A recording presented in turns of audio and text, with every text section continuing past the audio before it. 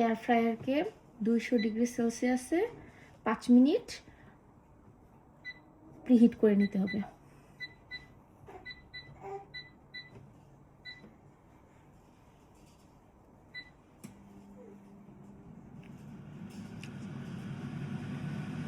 So আমার preheat ডান। তো এখন হচ্ছে আমি আমার ল্যাম্ব চপগুলো একটা একটা করে দিয়ে দেবো।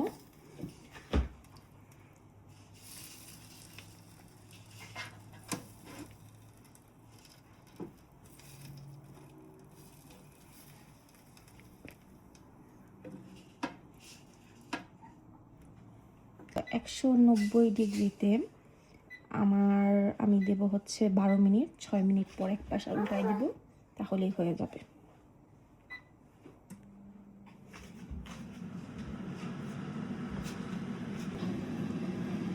সো 6 মিনিট হয়ে গেছে।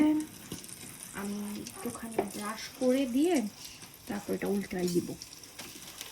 অ্যারোমাটা অনেক সুন্দর।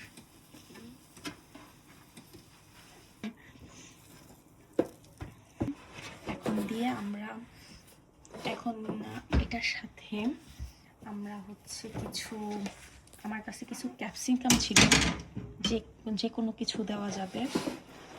যে কোনো কিছু বলতে যে কোনো কিছু, আলু, পেঁয়াজ, কারো যদি, বাট আমার কাছে ক্যাপসিকামটা অ্যাভেলেবেল ছিল ঘরের মধ্যে, সো আমি জাস্ট ক্যাপসিকামটা দিছি।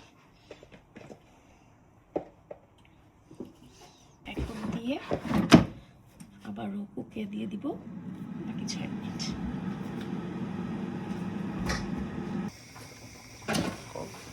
এই যে আমাদের এটা পুরোপুরি হয়ে গেছে।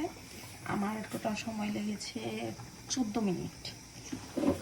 190 ডিগ্রি সেলসিয়াস তাপমাত্রায় 14 মিনিট কুক করার পরে একদম সুন্দরভাবে ডান।